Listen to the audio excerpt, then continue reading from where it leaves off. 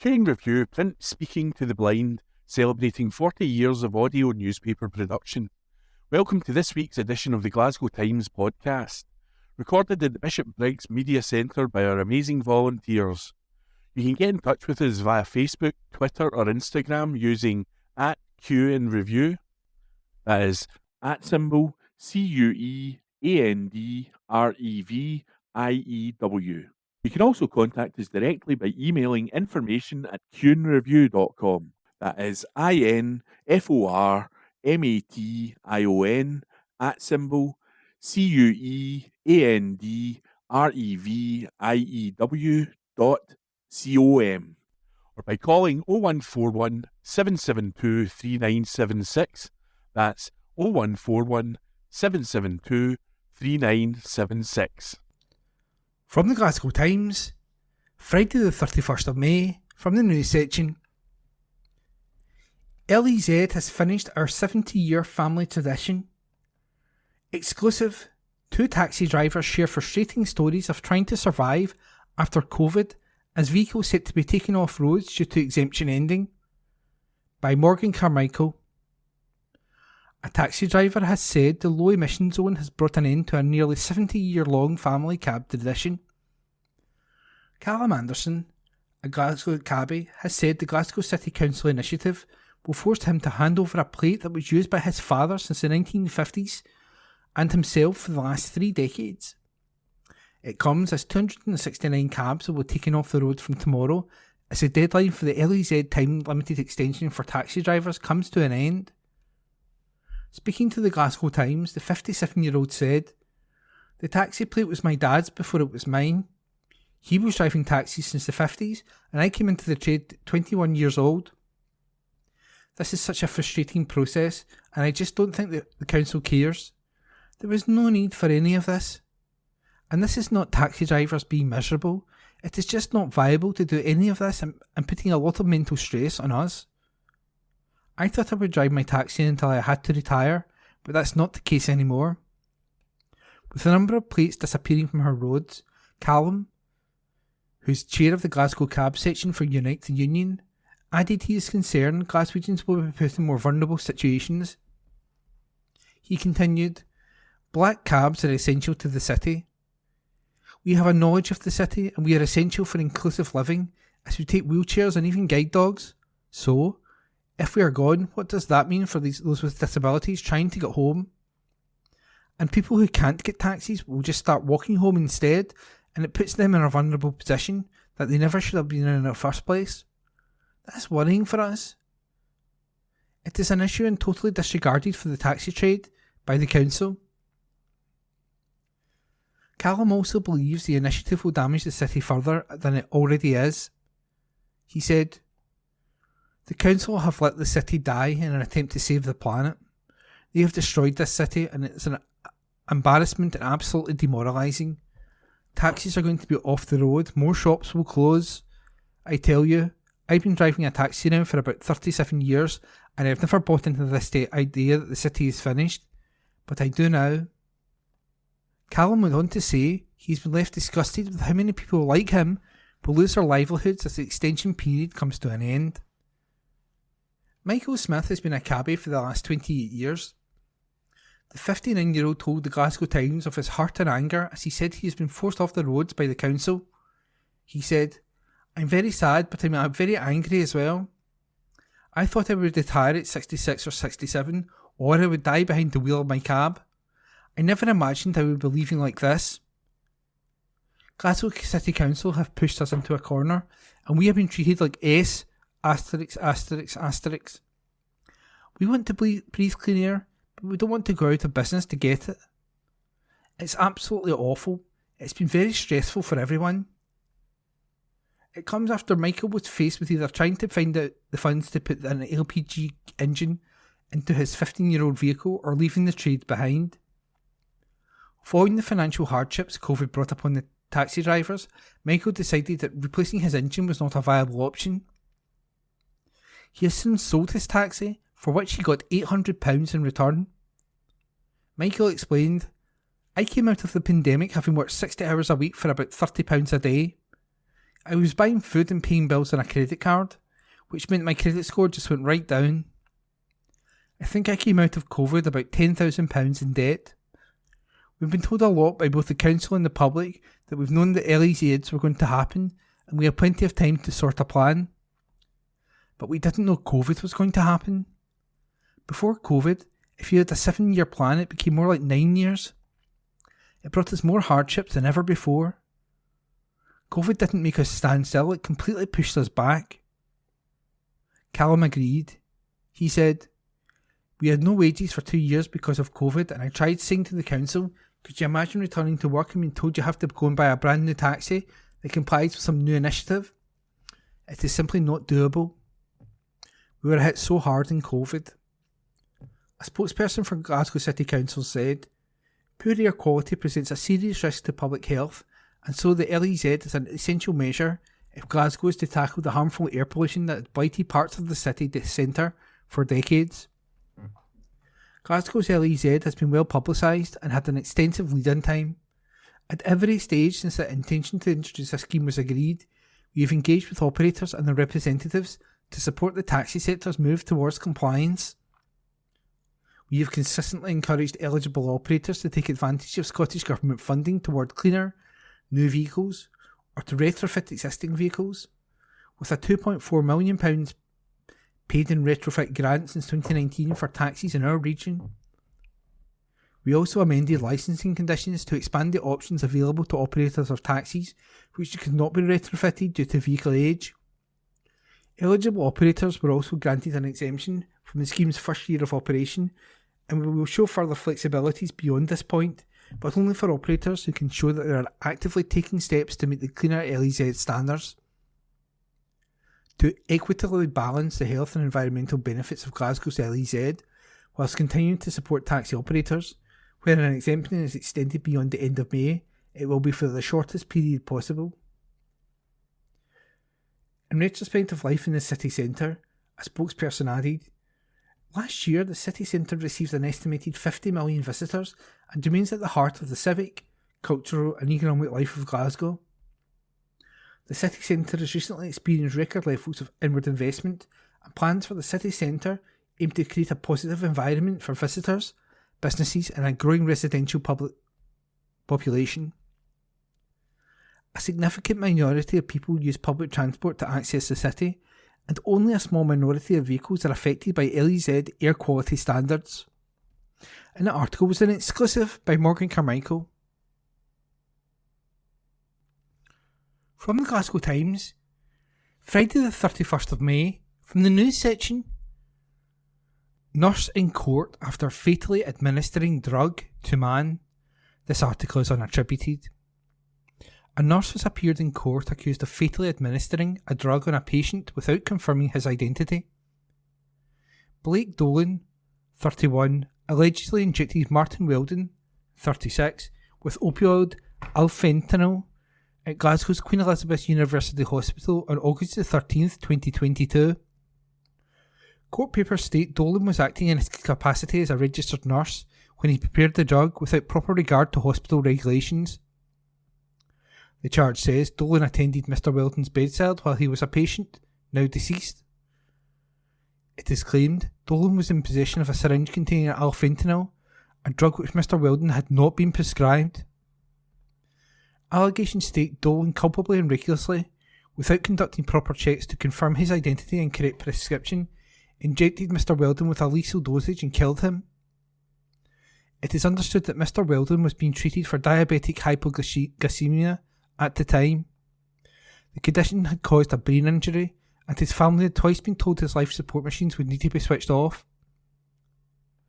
However, Mr. Weldon, who was from Dumbarton, defied the odds and was making progress in his recovery until his death. Dolan made no plea yesterday at Glasgow Sheriff Court to the single charge of culpable homicide. He was represented at the private hearing by his lawyer, Natasha Martin. Dolan, of the city's Bridgeton, was granted bail by Sheriff Andrew McIntyre. His next court appearance date is to be determined. And that article is unattributed, but it was read by me, Ian McKenna. From the Glasgow Times, Friday the 31st of May, from the news section. Union slams council. GMB claims city chief has allowed police to monitor CCTV cameras after axing trained staff. This report was by Nicole Mitchell. A union has accused Glasgow City Council of allowing police to monitor council CCTV cameras after trained staff were axed.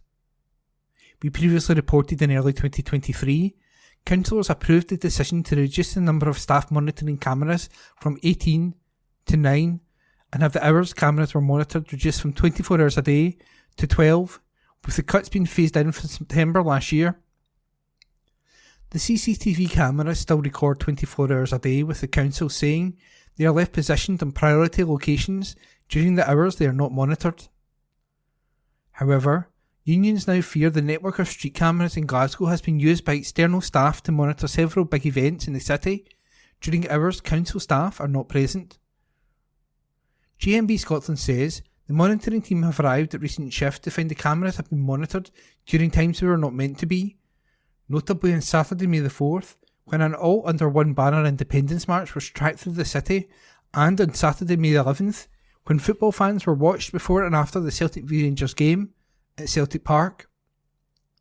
Supporters were also monitored ahead of the Cup final on Saturday, May 25th.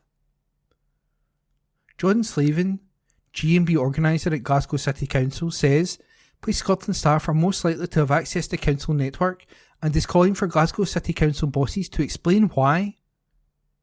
He also highlighted Security Industry Authority regulators are strict on who is allowed to access CCTV in public spaces, and it is understood there are no written protocols for police to monitor these cameras, as opposed to reviewing footage flagged by trained council staff. Mr. Slavin said, "The council told us there was no need to monitor the cameras around the clock to justify these dangerous cuts. It makes little sense, and the risks, particularly during major public events, were obvious but unnecessary.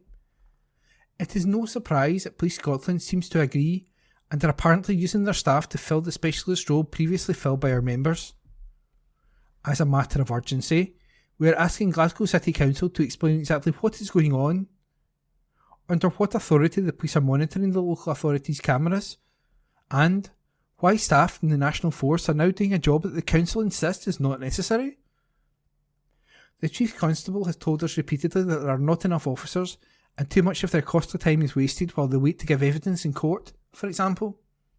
Given that, it seems incomprehensible that the officers would now be forced to do the work previously done by staff the council thought were expendable." A Glasgow City Council spokeswoman said, "Police Scotland officers do not monitor live public space CCTV cameras. They would only reposition cameras in the event of an emergency or high-risk situation if no council staff are present." A Police Scotland spokesperson said, "Police Scotland officers can access CCTV to conduct retrospective inquiries during the times when council staff are not on duty. It is understood when council staff are off duty, police CCTV officers would only monitor live cameras if a high-risk incident occurred or if required for a major event." The Glasgow Times reported earlier this month that GMB Scotland was urging Police Scotland to intervene and help restore 24-hour CCTV monitoring across Glasgow. And that article was written by Nicole Mitchell. From the Glasgow Times, Friday the 31st of May, news in brief. Woman removed from city flight before takeoff. A woman was removed from a Glasgow flight before takeoff due to an incident. The 2A flight TOM 684 from Glasgow to Cancun had a delayed departure on Wednesday due to an alleged incident involving disruptive passengers. Cops were called to Glasgow Airport after receiving a report that a 37-year-old man had been assaulted. A 36-year-old woman was arrested and charged in connection with and released on an undertaking to appear in court. A Police Scotland spokesperson said, "Around 12:40pm on Wednesday, May 29th, 2024, we were made aware of a passenger causing a disturbance on a flight at Glasgow Airport where a 37-year-old man was assaulted. A 36-year-old woman has been arrested in connection. She was released on an undertaking to appear at Paisley Sheriff Court at a later date. A report will be submitted to the Procurator Fiscal. TUI confirmed that passengers had been removed from the aircraft and that the flight took off around 12:28 p.m. It apologised to customers for the delay to their holiday. A spokesperson for TUI UK and Ireland said, "We'd like to apologise to customers on TOM 684 from Glasgow to Cancun who had a delayed departure due to disruptive passengers on board the flight. The safety of our customers and crew is our number one priority, and any unacceptable behaviour will not be tolerated. The customers involved were offloaded from the aircraft and the flight was able to continue its journey. The flight departed Glasgow for Cancun at 12:28 p.m, Wednesday, May 29th. A spokesperson for Glasgow Airport said, "We're aware of the incident which took place yesterday during the boarding of TUI's service to Cancun. This is now a matter for Police Scotland and, while it would be inappropriate to comment further, we would like to make clear that disruptive behaviour of any kind is not tolerated at Glasgow Airport." Rangers star to stand trial accused of driving offence. Rangers winger Rabbi Matondo will stand trial accused of dangerous driving. The 23-year-old allegedly committed the offence on Glasgow's M8 motorway on August 1st, 2023. Court papers state the Welsh international was behind the wheel of an Audi Q8 sports car at the time. The charge says Matondo drove at speeds grossly in excess of the prevailing speed limits. It is claimed he drove at excessive speeds for the road and traffic conditions, as well as failed to maintain proper discipline. The allegations go on to say Matondo repeatedly failed to maintain an adequate stopping distance behind preceding motor vehicles. He is further claimed to have overtaken a motor vehicle in the inside lane and drove in the path of a preceding motor vehicle. Matondo is then alleged to have caused the drivers of preceding motor vehicles to change lanes. He is lastly accused of braking harshly, going through a red light, failing to comply with road markings, driving across a roundabout and accelerating harshly. Matondo, of the city's Woodlands, pleaded not guilty yesterday at Glasgow Sheriff Court by letter. A trial has been set for September. Boy sexually assaulted as he sat on Glasgow train. A teenage boy was sexually assaulted while he sat in a train from Glasgow. The 16-year-old boarded the service from Glasgow to Queen Street to Stirling on the evening of Saturday, May 18th. A man sat next to him at around 9:30 p.m. and attacked him. The boy challenged the man and moved further down the carriage before leaving the train at Stirling. Transport co-ops are now trying to hunt down the predator, who is described as white, in his 50s, around 5 foot 8 inch and a broad build. He had short grey hair and beard and was wearing a silver jacket with a white and green top underneath it. He wore brown shorts and white trainers. Anyone with information is asked to contact BTP by texting 61016 or by calling 0800 40 50 40, quoting reference 13 of May 19. And those articles were unattributed. Glasgow Times News on Monday, the 3rd of June. Buskers could be fined for being a nuisance in Glasgow. An article written by Drew Sandilands. New signs encouraging good behaviour from Glasgow's street performers are set to be installed after a consultation found that the majority believe that buskers liven up the city despite concern from businesses. Council officials and Police Scotland will also carry out days of action over the summer to resolve issues through engagement, although persistent offenders could face fines or have their equipment confiscated. Glasgow City Council launched a survey on busking as it regularly receives complaints from the public about nuisance street performing. It received one of the biggest ever public consultation responses, as over 2,700 people replied. 1 in 20 said that they had a business in the city. Street performing is not licensed, but the council has a voluntary code of conduct for buskers and performers. Only Police Scotland has legal powers to move on a performer or confiscate their equipment if they're deemed to be causing a noise nuisance. Council officials have reported that the vast majority of respondents believe busking is worthwhile, but over half felt that noise levels are an issue. Poor performance quality, repetition or overstaying at pitches were also raised. Most believed that the code of conduct should be more prominently displayed. New signs should appear on Buchanan Street from mid-June, while there will be a formal launch event to raise awareness. A council web page has also been set up, which includes information on how to raise complaints. Days of Action with Police Scotland will target compliance through engagement rather than enforcement. Nevertheless, recurring complaints and persistent offending may result in buskers facing stronger measures. This could include fines, confiscation of equipment, or potential referral to the Procurator Fiscal's office. 4 out of 5 respondents agreed or tended to agree that buskers liven up the city. However, 2 out of every 5 said they had been disturbed or inconvenienced by buskers playing the same series of songs or playing badly or at an excessive level. Almost a quarter of respondents had been disturbed or inconvenienced by buskers staying at the same pitch for over an hour. Most Glasgow business owners who responded said that they had been disturbed by buskers playing at an excessive level, while nearly half said buskers had stayed at the same pitch for more than an hour. A quarter complained about the use of amplifiers, and 16% said that performers had a negative impact on their business or place of work. 1 in 20 comments claimed that religious preachers were inappropriate. However, 87% of respondents said that they had never complained. Almost a quarter of the business owners had complained to a busker, and a third said that they had complained to either a performer, the police, or the council. Very few respondents felt that their complaints had been resolved, with 75% saying they hadn't been. 1 in 10 of those who had made a complaint said that they were verbally abused by the busker, with 1 saying that they were physically abused. Councillor Angus Miller, the council's convener for city centre recovery, said, "Buskers and street performers are for many people a welcome feature of the city centre experience, and to make this experience as positive as possible, we asked for views on how this activity can best take place."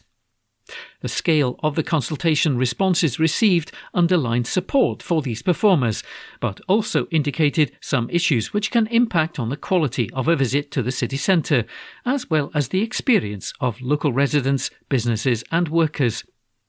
In response to this, the council and its partners have identified a series of actions to help promote the buskers' code of conduct and respond to instances where some do not respect the code. The council previously had a city centre response team which liaised with buskers, businesses and residents to mediate issues, but it no longer exists. Following the COVID pandemic, issues related to nuisance busking have become increasingly more prevalent, officials reported. Glasgow officials have also talked to their counterparts in Edinburgh, who have been exploring potential enforcement powers available to councils. However, they reported that in January the Scottish Government position was, whilst amplification of sound is a source of considerable concern in some areas, it is not of a scale that requires action at a national level. Officials stated that unless councils have real enforcement powers, their role can only be advisory, their greatest sanction being reporting to Police Scotland. An article written by Drew Sandylance. Glasgow Times News on Monday the 3rd of June. Dozens of private hire licences refused. An article written by Drew Sandylance. Almost 40 people have been refused private hire car licences in Glasgow as the city has reached its limit. Glasgow's licensing committee turned down 38 applications due to its over-provision policy, which means only 3,450 cars can operate at one time. Many of the applicants already had private hire driver licences, although some admitted to not using them within 3 months, which is against the terms. Several people who currently lease vehicles said they wanted their own car licences as the cost of renting from private firms is too high. Councillor Alex Wilson, SNP, who chairs the licensing committee, told applicants, "The reason you have been cited today is relevant to your private hire car application. We are currently sitting at 3,450 private hire cars out on the street just now, and that means we've reached our limit. He asked them whether they had any reason why they should be exempt from the policy, but said personal circumstances doesn't come into this at all. An application for a 3-year private hire car licence costs £483, regardless of whether the bid is successful. Councillor Wilson said that this is due to administration costs. He added, allowing additional cars goes against the policy, and a review had deemed that to be a fair number of cars. Some applicants argued that more cars are needed, as there is a shortage on Friday and Saturday evenings. Councillor Wilson said that this was due to current drivers choosing not to work at these times. The policy is set to be reviewed next year. The current figure was set in April last year following a review. More than 250 more private hire car licences were made available at that time to address demand at busy times, including weekend evenings. However, those licences have now been taken. The review, commissioned by the council, found that there was unmet demand for taxis and some evidence of potential under-provision of private hire cars, particularly at peak times. It was reported that the primary issue is a lack of drivers rather than a lack of vehicles, but that the change could assist in increasing the number of drivers entering the trade. A further 13 applications were withdrawn from the agenda before the meeting began. An article written by Drew Sandylance. Glasgow Times News on Monday, the 3rd of June. Glasgow residents have their say on priorities for political parties ahead of the general election. An exclusive article written by Morgan Carmichael. With the general election on July the 4th fast approaching, politicians and people across the UK have not been shy in expressing the changes they want to see in this country. As Labour leader Sir Keir Starmer lists a new deal for working people and an increase to the national minimum wage as priorities if he is voted in as Prime Minister, Rishi Sunak has said he will introduce national service for 18-year-olds and a triple lock plus state pension if he is re-elected. But what would the people of Glasgow do if they were Prime Minister? We went onto the city streets to find out. Lee Wilson, who is 24 and from the West End, said, "I would put the UK back into the European Union and get rid of all the things that happened after Brexit. I would take the money that the government is putting into the military and put it into social funding for hospitals, schooling and education around transgender and gender identities, as well as counselling for transgender people under the age of 18. I would also implement a system that would help single parents and parents that have children with additional needs, a system that would help them when their children are first diagnosed. I would also disregard the ban on transgender and gender identity social studies, and I would allow Scotland to separate itself from England, as it wishes to do. I would also bring back people that we sent home that were doing jobs that we no longer have." Kit Ember, who is 26 and from Castlemilk, agreed, saying, "I would completely reverse the Rwanda bill and immediately cease trading to Israel as well. I would also separate Scotland from England and put more funding into transgender education. I would also properly tax the rich." Bobby Todd, who is 83 and from the south side of the city, said he would improve education and the NHS. He said there's got to be a big improvement for the NHS and for education. There isn't enough money in the NHS and education can be improved. There are teachers trying to get jobs that they just can't get. It's really bad. There are probably a lot of things I would do, but they are the main two. Cecile Chabriat, 44 and from Garnet Hill, said that she would like to change the level of sexism and xenophobia here in the UK if she were Prime Minister. She added, "I would also like to do something about this mentality that people have, that those who do not live here need to go back to where they came from." If Angus Wyatt, who is 60 and from Hindland, was Prime Minister, he said he would prioritise all community-based services over big businesses. He continued, "Let's face it, trickle-down economics never works. Prioritise the NHS, social housing and equal rights. That's what I would say. I'm also not sure how I feel about this national service idea. I think if we want to engage the disenfranchised, we need to put more into the community and resources. An exclusive article written by Morgan Carmichael. Glasgow Times, on Monday the 3rd of June. Lifestyle. Clydebank woman given hours to live stars in an emotional documentary. An exclusive article written by Anne Fotheringham. A Clydebank woman who was given just a few hours to live when she was born is one of the stars of a dramatic new documentary series. Rebecca Margie, who is now 27, features in The Hospital, Life on the Line, which follows dedicated staff at Scotland's Heart Hospital, the Golden Jubilee. The Channel 5 series is an eye-opening look at the work of heart transplant teams in action. The Clydebank NHS Hospital carries out around 1,400 cardiac surgery procedures per year. In 2022-2023, it completed 40 heart transplants, the most in the UK. Rebecca was born with a condition where one of the chambers in her heart did not work properly. Since her first operation at just a few days old, she has endured multiple surgeries. In the programme, she has come into the Golden Jubilee Hospital to have the batteries in her pacemaker changed. However, worrying symptoms mean that surgery is delayed as doctors try to find out the root of the problem. It's a stressful time for Rebecca's mum and dad, June and Joe, and her fiancé, Steph. All I can do is to be there for her, says an emotional Steph. I'll always be there. The first episode also features 54-year-old Andy McCafferty from just outside Edinburgh, who was admitted to the cardiac unit after collapsing at home from a major heart attack.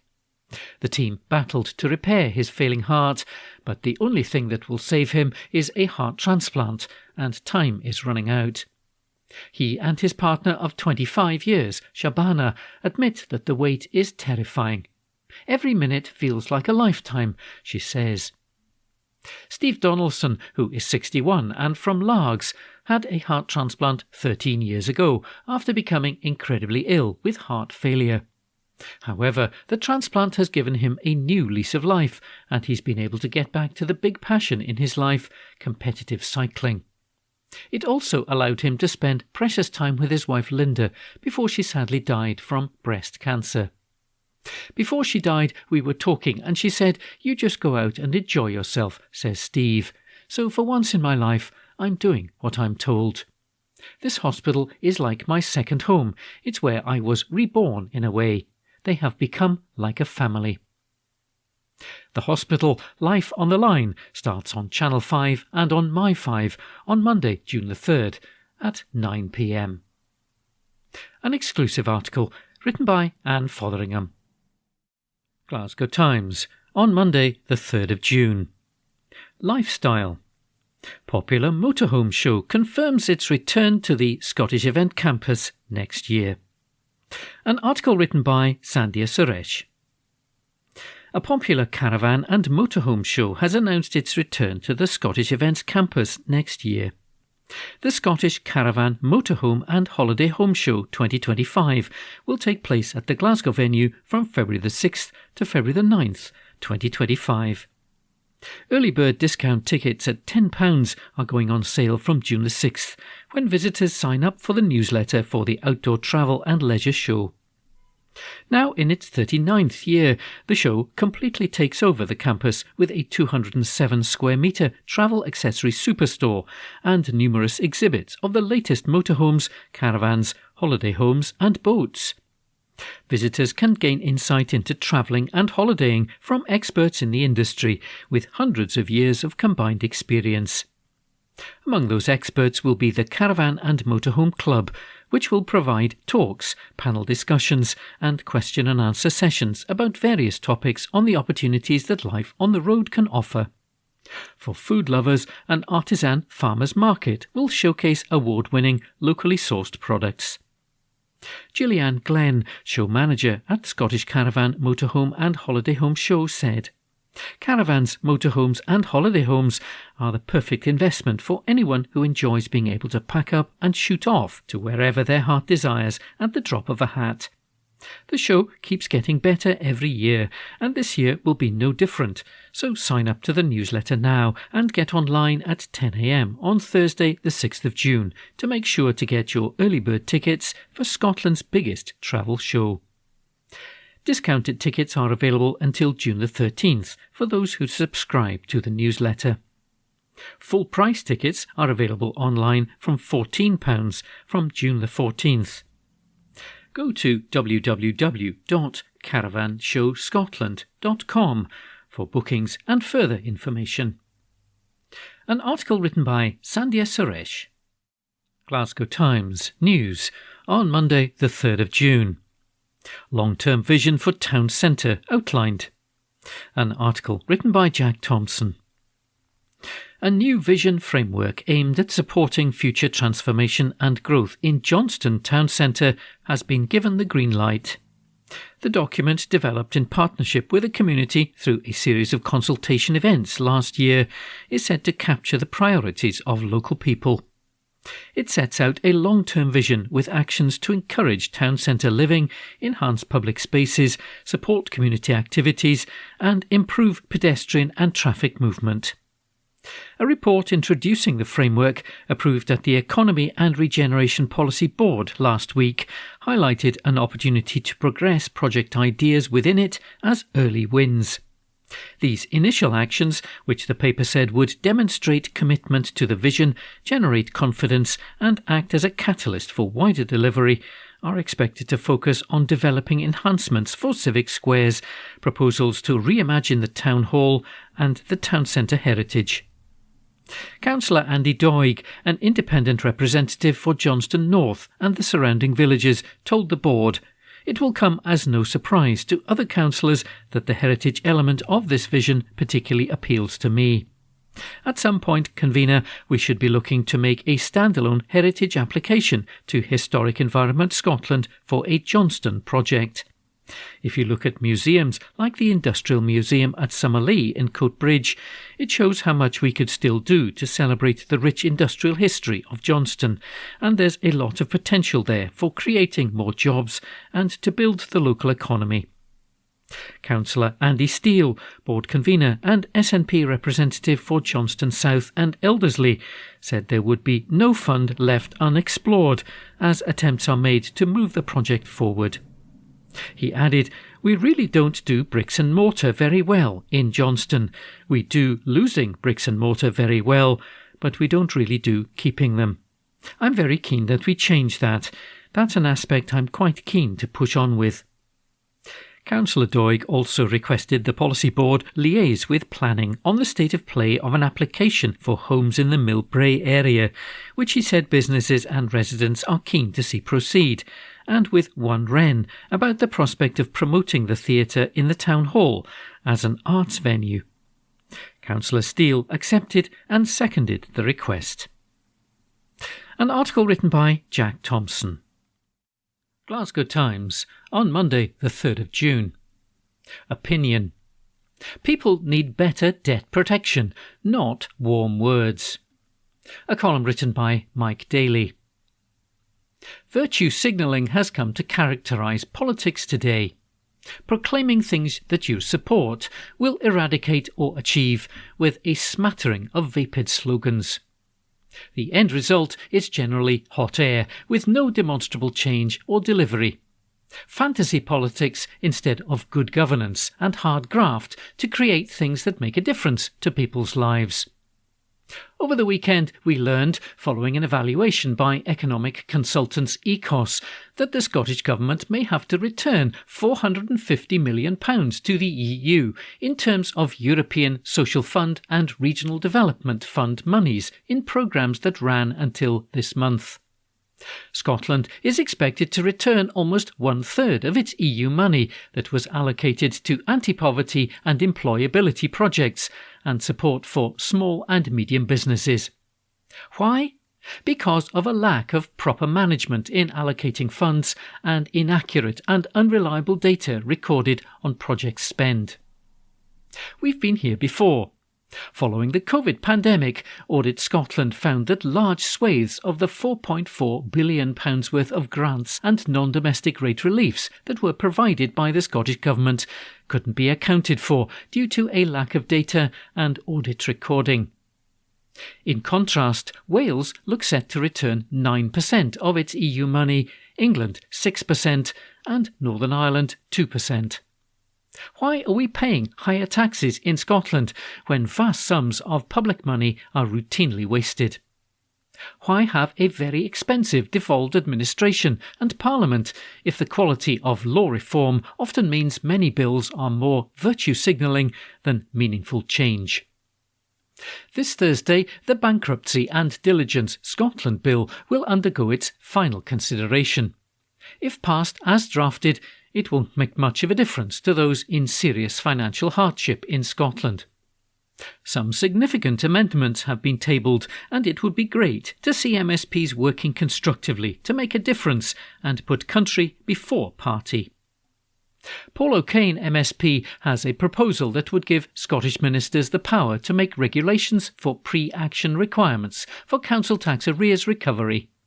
These requirements would require an individual to be directed to free debt, money and legal advice before a summary warrant is granted by the sheriff. He also proposes a requirement for the protected minimum amount for bank account arrestments to be uprated annually. It currently protects only the first £1,000 in someone's bank account, so that you have some funds to live on.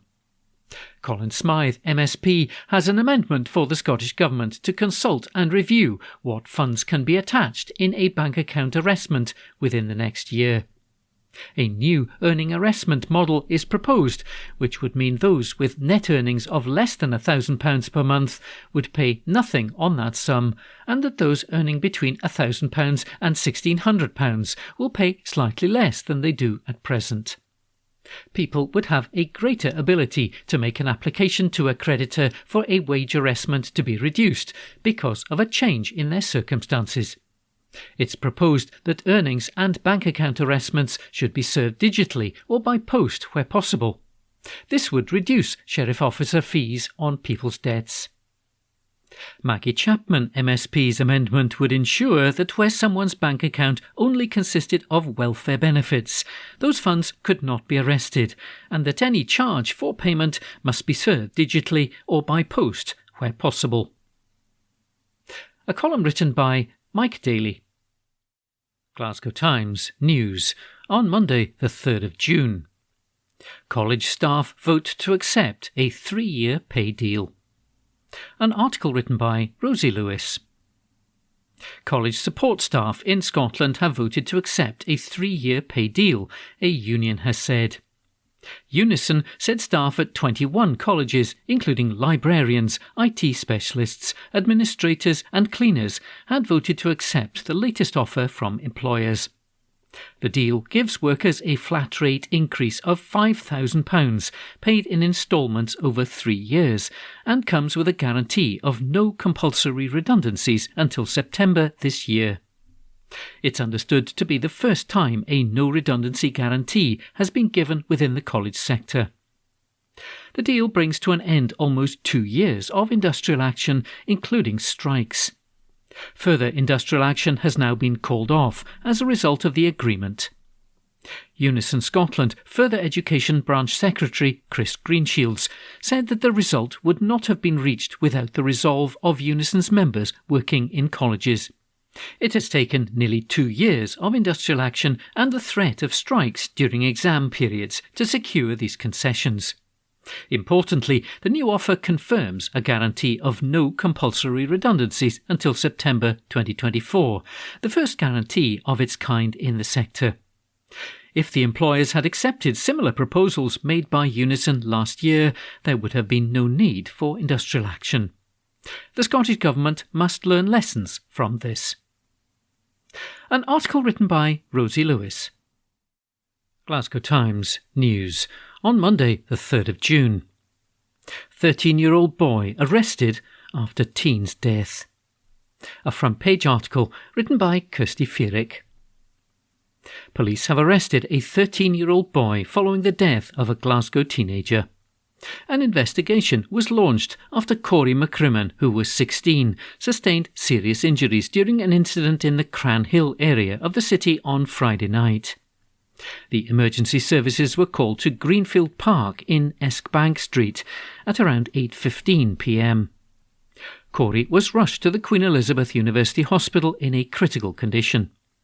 Tragically, he died on Sunday afternoon. Police have confirmed that a 13-year-old boy has been arrested and charged in connection with Corey's death and is due to appear at Glasgow Sheriff Court on Monday. A Police Scotland spokesperson said, "Emergency services were called to Greenfield Park in Eskbank Street at around 8:15 p.m. on Friday and found the victim seriously injured. He was taken by ambulance to the Queen Elizabeth University Hospital. A significant police presence was seen in the Cranhill area while inquiries were carried out. A report will be submitted to the Procurator Fiscal." A front-page article written by Kirsty Fierick. Glasgow Times News on Monday the 3rd of June. New look revealed for George Square. An article written by Drew Sandilands and read by Howell. Work to give George Square a new look is set to begin in January next year, as the final design has been confirmed. Once the Christmas 2024 decorations are removed, hoardings will be erected around the civic square and 11 statues will be removed to storage for restoration. A contractor is set to be awarded the main redesign contract by February, and construction at George Square is expected to be completed by August 2026. Work on surrounding streets should also be finished by April 2027. The project will include a water feature, a raised lawn, sheltered seating and feature lighting. There's also set to be informal play areas for children. A further raised lawn green area will be created in front of the cenotaph. The council has said the designs for the eastern part of the square respond to its institutional character and the formality of the city chambers and the cenotaph. At the western end of the square, there will be an area for cafes to spill out and a paved space for events. Statues are expected to be returned to new locations on the finished square from July 2027 onwards. Designs show the Sir Walter Scott monument and the cenotaph remaining in their current places. Officials have reported that the final design respects the central east-west axis in the square, comprising the city chambers, the cenotaph and the Sir Walter Scott monument, and responds to the non-institutional character of the western area of the square. John McAslan and partners were awarded the design contract for George Square and the surrounding streets. These include John Street, St Vincent Street and St Vincent Place, West George Street, Hanover and Miller Street, North Hanover Street, Dundas Street and Dundas Lane and Cochrane Street. Feature lighting has been considered as part of the design, which proposes the use of gobo projects which are capable of projecting images onto the floor of the square and also onto the facade of the city chambers. The projectors have multiple projecting images built into them, along with a functionality to change the light colours, lighting styles and angles remotely, officials have reported. The next phase for the project is for tender documents to be prepared ahead of contracts being awarded. The final cost will be determined during the procurement process. Funding is being provided through the City Deal programme, a £1 billion infrastructure scheme funded by both the UK and the Scottish governments. Last month, a notice for statue experts to restore the landmarks, several of which are A-listed, was issued. It will be followed by the council recruiting contractors to carry out the restoration work. At the time, council leader Susan Aitken said, "This is very niche, highly specialised and painstaking work, so we need to ensure we have the right level of expertise on board from the get-go. To get that level of expertise, it's clear we need specialists to help us find the right contractors for the job. These are A and B listed monuments, and for many people are a key part of the experience of visiting Glasgow's main public space. It's critical we get this right." But it's genuinely exciting to be reaching a point where we're now on our way to the quality civic space Glaswegians have long asked for. There are currently 13 listed monuments in the square, and a condition survey in 2014 found 9 were in a poor state of repair, while 4 were considered as a medium state of repair. The 11 statues set to be removed, restored and then returned to the square are Prince Albert, Robert Peel, Queen Victoria, Thomas Campbell, Sir John Moore, James Watt, Robert Burns, James Oswald, William Ewart Gladstone, Thomas Graham and Field Marshal Lord Clyde. An article written by Drew Sandilands. From the Glasgow Times, Tuesday the 4th of June, from the news section, charities call to end prostate test fears. This article is unattributed. Almost half of men falsely believe they need invasive tests to check for prostate cancer, a charity has said. A rectal exam, during which a doctor or nurse will check inside a patient's bottom using their finger, is no longer useful, according to Prostate Cancer UK. The charity is trying to raise awareness that a simple blood test is now used to test for the disease as part of its Find It Earlier campaign. It comes after a survey of almost 1,000 men found 46% thought they would need a rectal exam, and this was one of the biggest factors putting them off getting tested. Sophie Smith, Senior Specialist Nurse at Prostate Cancer UK, said, "If you're thinking about getting a prostate cancer test, one of the first things that comes to mind is probably a doctor putting their finger up your bum. We hear it everywhere, from TV shows to jokes with mates, and it's preventing too many men from getting checked for the disease that affects 1 in 8 of them. We're finally putting an end to the misconception that getting tested for prostate cancer means you have to have a rectal exam, because, in fact, the best first test for the disease is a simple blood test that you can get for free from your GP. Thanks to recent advances like MRI scans being introduced and more effective therapies becoming available, the way we diagnose and treat prostate cancer is now more accurate, effective and safe than it has ever been. Prostate cancer is the most common cancer in men, with more than 52,000 diagnosed each year. The risk of developing the disease is higher in men who are black, obese, or have a family history of prostate cancer. The NHS recommends men over 50 should ask their family doctor for a PSA test, which measures the amount of prostate-specific antigen, PSA, in the blood. Laura Kirby, Chief Executive of Prostate Cancer UK, added, "Prostate cancer is the most common cancer in men, but many don't realise that they're at risk of getting the disease. This, combined with long-standing myths and misconceptions about prostate cancer testing, means that too many lives are being cut short. The good news is that the earlier you find prostate cancer, the earlier it is to treat, and an earlier diagnosis could save your life. That means more summers sitting off with your family on holiday, more dad dancing at your daughter's wedding, and more nail-biting seasons watching your team inch up the league table. So, the best time to do something about prostate cancer is right now."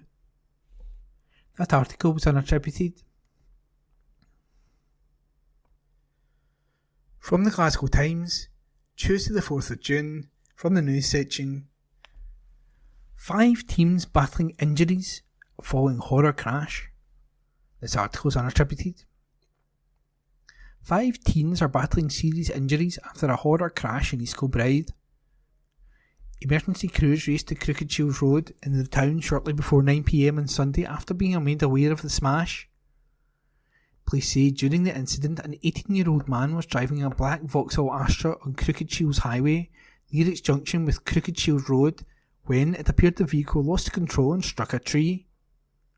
The Scottish Fire and Rescue Service revealed 4 people were thrown from the vehicle after it crashed, while 1 person remained trapped inside. However, crews safely removed the trapped casualty before they were taken to hospital by air ambulance. Now, cops have said that the 18-year-old driver and 2 other passengers, aged 17 and 18, were taken to the Queen Elizabeth University Hospital where medics have described their conditions as serious. A 16-year-old boy, who was another passenger in the vehicle, was taken to the Glasgow Royal Infirmary, where hospital staff also described his condition as serious. Meanwhile, another passenger in the car, a 15-year-old boy, was rushed to the Royal Hospital for Children in Glasgow, where his condition has also been described as serious. Now, road cops are appealing for information on the crash. Sergeant Stuart Taylor of the Road Policing Unit at Motherwell said, "As our inquiries continue, I'd appeal to anyone with information to come forward. I'd be particularly keen to speak to anyone who saw what happened, saw the Blackastra being driven, or has dashcam footage from the area around the time. Anyone with information is urged to contact Police Scotland on 101, quoting reference number 3653 of June the 2nd. Meanwhile, a spokesperson for the Scottish Ambulance Service said, "We received a call at 8:52pm on Sunday to attend an incident on Cooked Road. We dispatched a number of resources to the scene and transported 4 patients to Queen Elizabeth University Hospital and 1 patient to Glasgow Royal Infirmary." And that article was unattributed. From the Glasgow Times, Tuesday, 4th of June, from the news section, "Fresh hope for asbestos victims." Article by Rosie Lewis. Cancer patients in Glasgow and beyond are being offered new hope with the launch of a clinical trial for a form of the disease linked to asbestos exposure, a charity has announced. The MyTope trial, sponsored by RS Oncology, could lead to a new treatment for mesothelioma, a cancer which usually follows the inhalation of asbestos fibres and can take more than 40 years to develop, according to Cancer Research UK. The cancer, which commonly starts in tissue covering the lungs, is particularly common among men on the west coast of Scotland, where asbestos was manufactured and used in heavy industries like shipbuilding between 1950 and 1980. Each year, the area accounts for about half of all cases of the disease in Scotland, according to Public Health Scotland (PHS) figures. Professor Kevin Blythe of the University of Glasgow, who leads the Predict Meso network, which aims to develop treatments for mesothelioma, said, "The dark legacy of asbestos has had a long and painful impact on the people of Glasgow and the west coast of Scotland, where incidence rates of mesothelioma are significantly higher than the Scottish average. Mesothelioma is a particularly difficult cancer to treat, so we are hopeful that this trial, if successful, could offer a new effective treatment option for patients here in Scotland and across the UK. We are also hoping to develop some more trials involving direct treatment into the pleural space through our Cancer Research UK funded network. Patients accepted onto this Phase 2 trial will have access to RSO 021, a new cancer treatment after a Phase 1 trial previously established an effective and safe dose of the drug for patients. RSO 021 is a targeted drug which, preclinical studies have shown, can selectively kill malignant cells while sparing healthy cells. RS Oncology CEO Jared Duncan said, "RSO 021 is an exciting, novel, anti-cancer treatment that can potentially help a global population of cancer patients who are left with little to no options. Commencing the Phase 2 portion of our trial presents a major milestone for patients and their caregivers. Only about 4 in 10 people, 44.3%, who are diagnosed with mesothelioma in Scotland survive the disease for 1 year or more, according to PHS figures.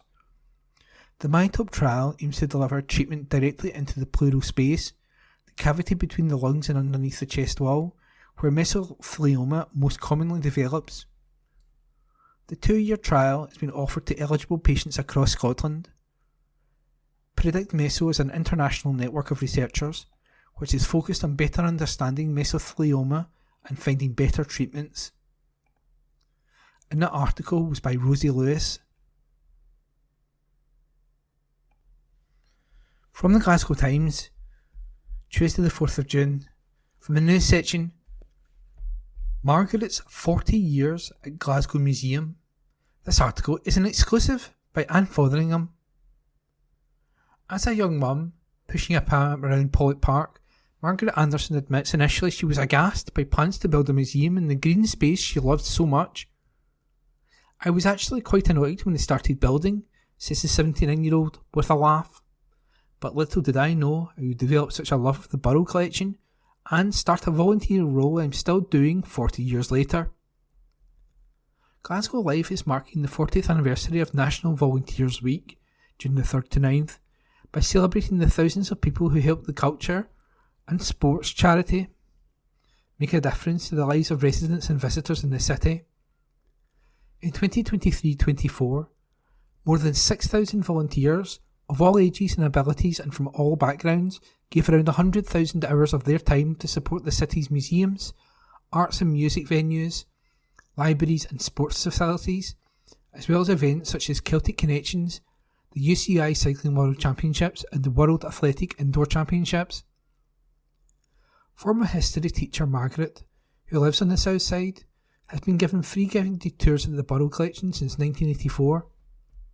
She also interviews and trains new volunteers and helps shape volunteering policy and procedures at Glasgow's museums. Margaret says, "Over the course of my years volunteering at the Burrell, I've seen many changes. One thing that has remained consistent though is that as a volunteer guide you're always learning and gaining new experiences, which is wonderful. I love the opportunity of meeting visitors from all over the world and have been amazed how far some have travelled to Glasgow sometimes to spend just a day here with the sole purpose of visiting the museum, as it's renowned as a world-class attraction." She adds, "Showing them around and telling them about the collection is always rewarding. It's fascinating to hear their impressions of the exhibits, and even after all these years some of the questions they ask can still be new to me." Glasgow Live's head of museums, Duncan Dornan, said, "Margaret is a wonderful asset to the Burrell collection, and the contribution that she has made and continues to make is truly remarkable. She, and all of the volunteers who support our museum teams, help in so many ways to enhance our cultural offering, enabling all of our venues to offer an exceptional, welcoming and memorable visitor experience." And that article was an exclusive by Anne Fotheringham. From the Glasgow Times, Tuesday the 4th of June, from the news section, "Number of Orange Order parades sparks committee question." Report by Catherine Hunter. Questions over the number of Orange Order marches held in Glasgow over the last year have been raised at a City Council committee meeting. Between April the 1st, 2023 and March 31st, 2024, there were a total of 264 public processions held in Glasgow, compared to 233 between April the 1st, 2022 and March 31st, 2023.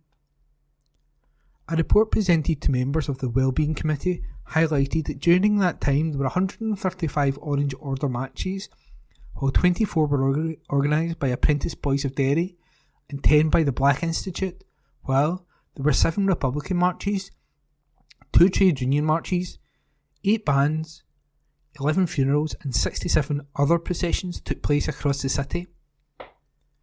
During the meeting, members were reminded that the legal and administrative process for dealing with public processions is set out in Part 5 of the Civic Government Scotland Act 1982. It states that anyone organising a procession in Glasgow must notify the council at least 28 days prior to the date on which the procession is due to take place. After receiving the notification, the council can either agree to the procession taking place as intended or attach conditions such as making changes to the start time or the proposed route. Only under very limited circumstances would they prohibit the procession. Under Part 5 of the 1982 Act, when deciding if it's necessary to stop the march or impose conditions, the local authority must take into consideration public safety, public order, damage to property and disruption to the life of the community. During the meeting, Irene Loudon, co-opted committee member, said, "On the processions, of those which were applied for last year, how many were actually permitted? It just seems that the number of Orange Order marches is disproportionately excessive. Why are so many permitted?" A council officer confirmed that over the period of 2023-24, there were no processions prohibited in terms of the statistics. They said, "It would not be appropriate to comment on whether they are excessive or not, but each notification is dealt with on its own merit and dealt with under the consideration of Part 5 of the Act. Each notification has to be considered on its own merits." And that article was by Catherine Hunter. Glasgow Herald, Tuesday the 4th of June, from the Lifestyle section. Glasgow veterans head for Normandy to mark 80 years since D-Day. On June 6, a group of Glasgow veterans will gather on a Normandy beach to remember those who lost their lives in the D-Day landings 80 years ago this week. It will be a moment of sadness and reflection, explains Terry McCourts, Secretary of the West of Scotland branch of the Parachute Regimental Association, but also, and most importantly, of admiration and respect. Lest we forget, says Terry simply. Around 35 veterans and family members are going to mark the 80th anniversary of the D-Day landings, and we will be taking a letter and a gift of bottle of whisky from the Lord Provost of Glasgow to the Mayor of Caen. Lord Provost Jacqueline McLaren's letter explains it is a message of friendship and peace. She writes, "Our Glasgow delegation from the Parachute Regimental Association have kindly agreed to pass on this letter and a small gift from the City of Glasgow. This visit will mark the 80th anniversary of the D-Day landings on June 6, 1944, when Allied forces mounted the largest invasion in the world has ever witnessed, and this visit is one of remembrance and respect. The bravery and sacrifice of those people is why we are able to secure the peace and freedom we enjoy today. We will never forget those lost, the real heroes that we must and will always remember."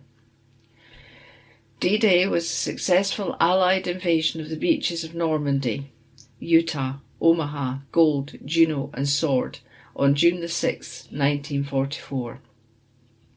Codenamed Operation Neptune, the Normandy landings made up the largest seaborne invasion in history, involving the coordinated efforts of more than 155,000 troops, supported by 11,500 aircraft and 6,900 naval vessels. It changed the course of history, as it marked the beginning of the end for Nazi Germany. Allied forces fought to liberate key cities, such as Caen, and established a secure front from which they could launch further offences, leading to the liberation of Paris, the push towards Germany, and ultimately to victory. The group from Glasgow will also visit Douvres-la-Diverande Commonwealth War Graves Cemetery, where Private James McPhillamy is laid to rest. The 20-year-old from Postle Park was killed in action on June 17, 1944. The British Normandy Memorial website explains, James left school at 15 to work for Yarrow Shipbuilders in Yoker, Glasgow, as an apprentice metal sheet worker. He was proud to have signed up for the King's Own Scottish Borderers, and his brothers and sisters were also proud of him whenever he was home on leave wearing his uniform. All over the UK, 80th anniversary commemorations are taking place to honour the brave soldiers who risked their lives for freedom and peace. Veterans charity Erskine is urging supporters to mark the anniversary by walking, running or swimming 80 miles in June to raise £80. More details are available from the website. Albert Lamond, 98, has been a resident at the Erskine home in Bishopton since last year. He watched from the sea as the battle raged on the beaches of Normandy on D-Day. Albert joined the Navy in 1942, just after his 17th birthday. He began his career as a signalman on the frigate HMS Rowley and quickly saw action in the Atlantic, the Arctic convoys and at D-Day. The HMS Rowley's role was to circle the HMS Warspite while she was shelling German positions. Albert and his crew were constantly watching for U-boats looking to torpedo the warship, acting as the first line of defence as the Allies launched their assault on sea, land and air. As signalman, Albert was on the lookout from the bridge throughout the battle, with no cover to defend him. The horrors that he witnessed have lived with him ever since. D-Day is very difficult to talk about. It wasn't very nice. You could say that, he told the Glasgow Times last year. We could see all the men trying to get ashore, not knowing what was waiting for them. All we could do was watch, hoping to defend as many of them as we possibly could. We understood the importance of what we were doing and why we had to do it, but it didn't make it any better. Albert was awarded many medals for his years of service, including the Arctic Star, which commemorated the Arctic convoys that sailed from North Russia, and the Legion d'Honneur, awarded by the French government to D-Day veterans as a way of honouring and thanking those who fought and risked their lives to secure France's liberation during the Second World War. That was an exclusive article by Anne Fotheringham. This is from the Glasgow Times on the 5th of June 2024 from the news section, and the headline reads, Education unions demand better funding for additional support needs. This article is by Morgan Carmichael. Education unions are calling for better funding for additional support needs, branding current provisions inexcusable. Organisations representing support workers and parents, as well as teaching unions, collectively voiced concerns at insufficient levels of funding to deliver ASN provision. The lack of provision was said to be detrimental to the well-being of pupils and staff, as well as the wider school community. It comes as nearly 40% of the school-age population requires support with additional needs, it has been revealed. Leanne Maguire, chair of the Glasgow City Parents Group, said, As parents, we see firsthand how lack of funding for ASN impacts the entire school community. It's heartbreaking to watch staff struggle to meet the needs of almost 40% of students. We urgently need the Scottish Government to ensure all our children receive the education and care they deserve. Cheryl Burnett, chair of the National Parent Forum of Scotland, added, This has reached crisis point where we have been asked by parents regularly to provide advocacy and signposts for support to enable children to receive their entitlement. Requests for advocacy support are coming through on a daily basis, with many parents left feeling that their children are being failed by our current system. Lobby groups are now urging the Scottish Government and local authorities to fully resource legal duties for all pupils needing extra help, and questioned if the Getting It Right for Every Child policy was effective. Andrea Bradley, General Secretary of Education Institute Scotland, or EIS, said, The underfunding and under-resourcing of ASN provision is a national scandal. The lack of resourcing and staffing is letting down the large and growing number of young people in need of additional support, a very large number of whom also live in poverty, piling untold pressure on already overburdened teaching and support staff, and disrupting the learning and teaching environments across our schools.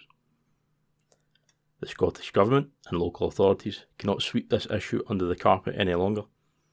They must invest in ASN provision to ensure that we can mitigate the impact of poverty on children's education and truly get it right for every child.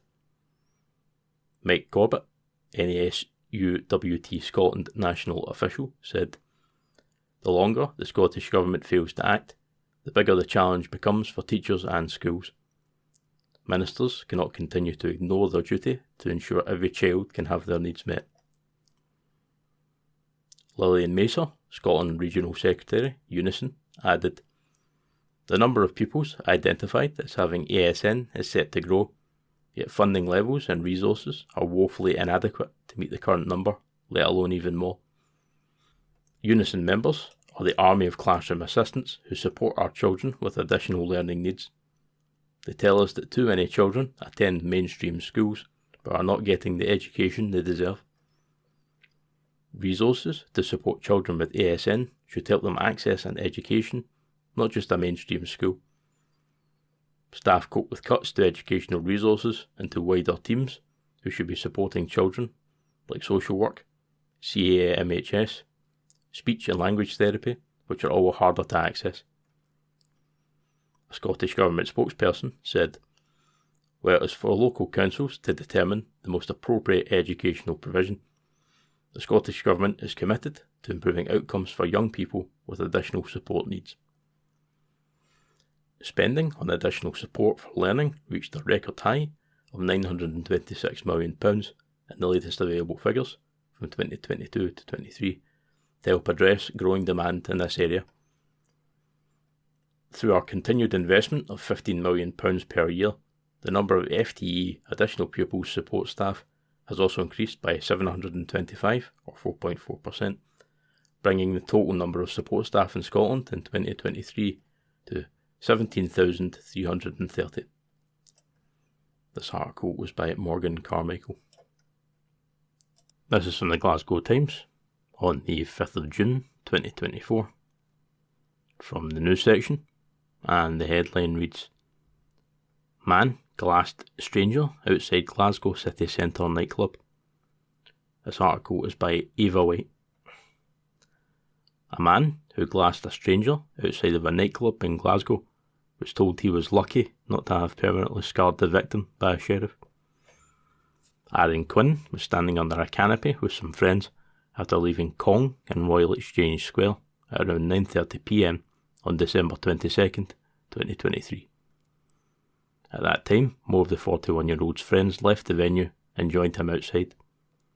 One of them handed Quinn a champagne flute, which he put in his pocket. A short time later, others also left the nightclub. One man fell, and Quinn laughed at the person's fall. Fraser Rowan, who was also outside at the time, then challenged Quinn and an argument broke out. The pair continued to argue. Quinn took the champagne flute from his pocket and struck Mr. Rowan on the head. Police were contacted and on arrival noticed the victim's injuries. Quinn was arrested and charged, to which he replied, "Sorry, I'm really sorry about that." He was released on an undertaking to appear in court. The victim was taken to the Queen Elizabeth University Hospital, where his wounds were cleaned and dressed. He did not require stitches. Quinn, of Lenzie, appeared at Glasgow Sheriff Court on May 30th, after pleading guilty to assaulting the man by striking him on the head with a glass to his injury. Addressing Quinn, Sheriff Patricia Price said, "You are a very law-abiding man, a family man, which makes this more surprising. It seems to have been a blip fueled by alcohol. You're lucky you didn't permanently scar the person." He was sentenced to 160 hours of unpaid work. This article was by Eva White. This is from the Glasgow Times on the 5th of June 2024, from the news section, and the headline reads, Man who died after incident at Glasgow home named. This article was by Ben Waddell. A man who died following an incident at a Glasgow home has been named. We reported how police were called to an alleged disturbance on Brock Road in Pollock around 1 a.m. on Tuesday, June 4th. The force received a report of the incident and a man being found injured at a property in the area.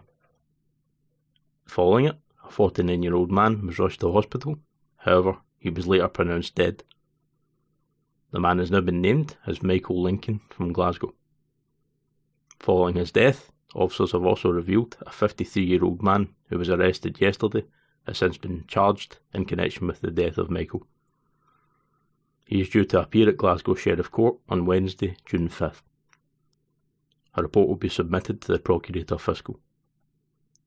Pictures show the street had been taped off by officers while forensics were spotted carrying out investigations following the alleged incident. They were also seen entering and exiting a property on the road. A forensics tent was also installed in the garden of a property in the area, while CID officers were also pictured on the scene. Meanwhile, cops had shut off part of Hartstone Road, which is nearby to the scene. The area, which is close to a park, had been taped off in relation to the incident on Brock Road. A spokesperson for Police Scotland said, "A 53-year-old man arrested yesterday has been charged in connection with the death of a man in Brock Road to Glasgow. Around 1 a.m. on Tuesday, June 5th, 2024, police were called to a report of a disturbance and a 49-year-old man injured at a house in the area. He was taken to Queen Elizabeth University Hospital, where he was later pronounced dead. The man has been named as Michael Lincoln from Glasgow. The 53-year-old man is due to appear at Glasgow Sheriff Court on Wednesday, June 5th, 2024. A report will be submitted to the Procurator Fiscal. This article was by Ben Waddle. Evening Times Sport, June at 5. Opinion. High time people were told the truth, says Ian McConnell. Amid the woeful political debate that has prevailed since Rishi Sunak called a general election last month, and which was indeed evident before that, it was encouraging to hear Lord Michael Heseltine highlight what is plain to many.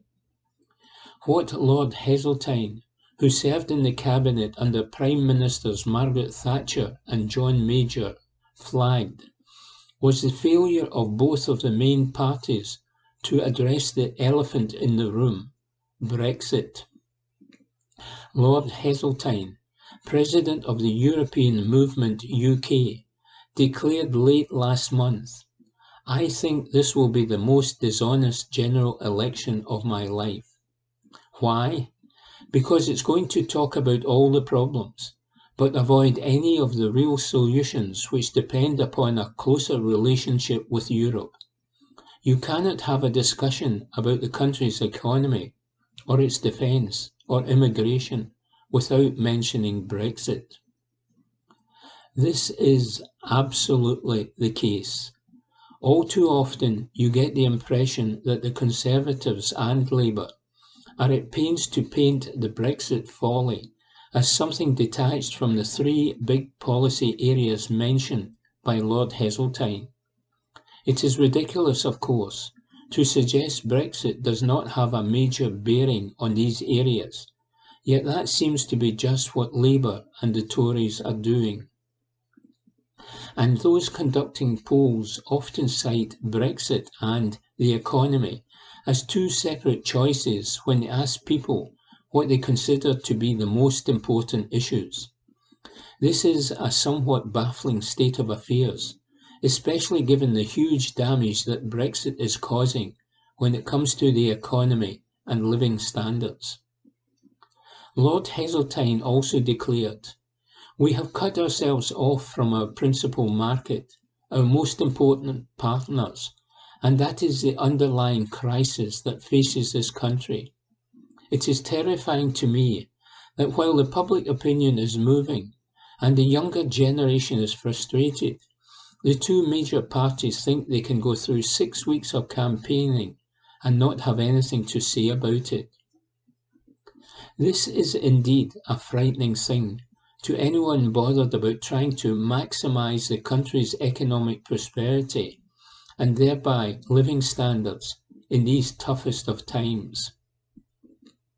After arch-Brexiter Nigel Farage announced this week that he would stand as a Reform UK candidate in Clacton in the general election, Lord Heseltine was quick to make his views known again, and he declared that the return of Farage meant party leaders cannot avoid the topic of Brexit any longer.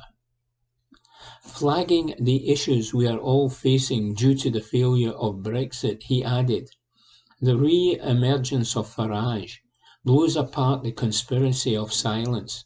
Brexit is back in dramatic fashion. The issues can no longer be avoided and must be challenged head-on." Heseltine put it well late last month when he declared, "At the European movement, our job is to call out this hypocrisy. We are here to make a nuisance, to upset the apple cart, and say the apparently unsayable, that we'd be better off back in Europe." It is no surprise that the current Conservative government would rather not talk about Brexit so much, apart from making the odd populist and utterly ridiculous claim about some positive, given the damage it has done and the inevitable failure of the purported benefits to appear. Labour, for its part, appears scared of its own shadow when it comes to talking about Brexit. It does not, it seems, wish to risk upsetting the so-called Red Wall voters who propelled Boris Johnson to power in the December 2019 general election with their Brexit passion. These voters need to be told the score in terms of what Brexit has actually done and potential moves to mitigate the damage, but Labour look as uninterested in doing so as the Conservatives. Labour leader Keir Starmer might want to take note of a poll published by the European Movement UK this week. However, the way things have been going, the chance would be a fine thing. The poll by the pro-European movement showed that 6 in 10 voters want a proper debate on Europe as part of the general election campaign. Asked whether they think the UK's relationship with the European Union is an important topic during the election campaign, 65% of people aged 25 to 34 and 62% of all the under 40s polled said yes. Even in the 65 to 74 age bracket, considerably more than half of poll respondents wanted discussion of the UK's relationship with the EU back on the table.